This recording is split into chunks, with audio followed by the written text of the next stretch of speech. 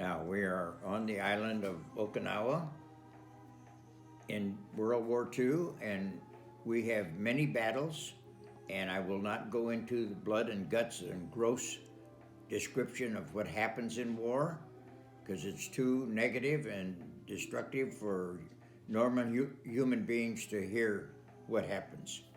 So I will tell you this, that as we went south uh, with the 96th Infantry Division and the 7th Division, that at Naha is the 1st Marines. Well, the 1st Marines lost a lot of men. We lost a lot of men. Now our commanders are taking us down through a valley that ends up in the south end of Okinawa called Shuri Castle. And so we didn't have enough men, they didn't have enough men, so this first time that the Marines and the Army and their commanders joined in a joint operation to go together to go down through the valley and take Shuri Castle, which is at the end of Okinawa, and under there was a total city underground. This was the last major defense point for the Japanese Army on Okinawa during World War II. And as this happened, as we were going down through the valley, it was the monsoon season, so it started to rain. Everything got bogged down. Everything got bogged down. There was nothing moving. And so that we had lost these two generals, and so now they, in the Burma, India area was another general called Vinegar Joe Stilwell. They flew him over from Burma, India to Okinawa to take over the 96th Infantry Division because we had no major commander and we'd lost so many men. And so as we then terminated the operation on Okinawa, then the monsoon rains continued. The operation for the 96th Infantry Division, there were replacements coming on the island to replace us, and they were then to stay there, but we were combat troops and they don't want us there. So they took and put us on ships, and we happened to be on what they call LST, landing ship tank. Huge ship, and we had all of our tanks in there. We had them all chained down. And so we went out to sea. We didn't know where we were headed again. But it ended up we were going back to the Philippines on the island of Mindoro. Well, we hit a storm on our way, which was a huge typhoon. 140-mile-an-hour winds, 70-foot waves for 3 days. And we went up 70 feet, and then as we went down, here comes the next wave. It was terrifying. I did not go down below with the rest of the troops. I cannot stand the fumes of diesel. So then I was above on the deck, and as we were going and we'd hit the bottom of this huge wave, the steel deck would just blah, blah, blah, blah, blah, blah, blah, like that, and everything on the top deck washed over into the ocean. Our equipment, our jeeps, trucks, and down in the tank deck, the chains had broken, and so as we tilted, the Sherman tanks would bang against one side, bang against the other side, and in some of the ships, it cracked the hull, it sank, and the men were lost. Well, I went into the top of this tank deck, and there was a angle iron with a big, looked like about a 6x10 plank, and everybody was sick, sicker than a dog. So I climbed up there and just hung on. And so after the typhoon was over and we were then approaching Mindoro, we finally docked there, and it was a previous naval base, and it was called we docked in what they call San Jose, Mindoro, and that's where we stayed for 6 months. When you go into the service, you will serve your time when the operation or the cessation of war is over. Then you have another 6 months to spend. So instead of sending us home, they kept us on the island for 6 months. So all troops from Europe and the Pacific that went home, they got all kinds of happy greetings and bands and things. So here we are on Mindoro. So I would write letters, and on the outside, I'd put no ships, no boats. So I guess I was getting political then.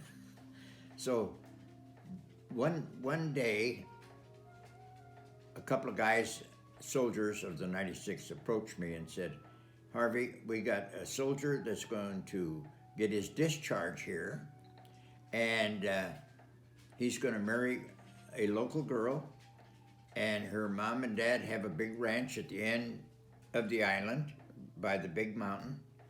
And so we have a 2.5-ton Jimmy truck, and we have 5 tons of material that we're going to give to him. So they put it on the truck, and at nightfall came, they said, Harvey, we need you to drive the truck, because I'm the only one who knew how to drive the truck. So I said, okay. So here we go, cross country, lights out during the night. We come across this river, and the river's flowing, just really heavy. And so I put it in low gear, compound low, and I had 4x6, all the wheels in traction. Got in the middle of the river, got it hung up on a big rock, and now the guys had to get out and take the winch and head for the shore and try to anchor it so we could winch and get this truck out of there, which we did. We delivered all the material. The guy got his discharge. He did get married. We got the truck back, put it in transportation. The next day we had roll call, and Sergeant Crawl, a little 5-foot egocentric sergeant, made an announcement that we have a truck that was stolen and it's damaged, and we're going to court-martial whoever it was. Well, no one spoke up, naturally, thank goodness, or I'd still be serving my time on Mindoro. And so many years later, we had a convention in Omaha, Nebraska, and darn if old Crawl didn't show up first time from New York. And so we all went in, had a beer, and sat down, and I had traded my dog for a monkey on Leyte, and I said, Crawl, you know that darn monkey I got, he bit me, you know, and so we sort of laughed about that, and I said, oh, did you ever figure out who stole that truck? And he said, no. Then back to a sergeant he said, we're court-martial him. I said, really? I said, well, we're civilians now, and it was I that drove that truck. I did not steal it. I delivered material because the guy got a discharge. Oh, he was so mad. He just fumed and never did see him at another convention. So that was one of the little funny things that happened. But we did have good conventions. And when we got back, now we'll go back to Mindoro, and we got on our ships to come home, and we docked at San Pedro. As we docked into San Pedro, Fort MacArthur in Southern California, we were not greeted by any marching bands or whoop-la-la, etc., but we were greeted by a movie star by the name of Marjorie Main. She was she had cowboy clothes on, 6 guns. She was a tough gal that played in the movies for many years, and probably you people don't even know about her. But anyway, everybody in any outfit had a pinup girl. So we got her permission because we wanted a tough gal for a tough outfit. And so she came down and greeted us. And then we went to Camp Anza Army Camp in Riverside, California, to hear the final messages from the general, that he was proud of our troops, etc., etc. And so then we went back to Fort MacArthur to be discharged. Well, at that time, the major that was working my papers said, "What did you do in the Army?" I said, "I was a combat infantryman." He said, "Well, were you ever trained in anything else?" And I said, "Well, a couple of years ago, I went to mechanic school." "Oh," he said, "I'm going to write this down that you were a mechanic during the war. So that'll help you get a job when you get home." Well, I didn't know it was going to be tough to get a job when I got home. But anyway, that's what he did. And he wanted to know if I was wounded, and I said, yes, shrapnel on the right wrist, etc. And so it's taken me many years, 68 years, fighting the VA and everybody else, the bureaucracy, to get my health benefits. So at 97, I'm still struggling with these people, trying to still get my records straightened out, because they had burned out my records in Missouri with 10,000 other guys, and so I had no records. And so when I applied for anything, they said, "Well, what outfit were you in?" Well, my discharge paper said 90th Regiment. Well, the 90th Regiment was in the 10th Mountain Division. They went to Europe. I was in the Pacific with the 96th Infantry Division. And so they said, "Well, prove it. Where's your witnesses?" And I said, "Well, they're all dead."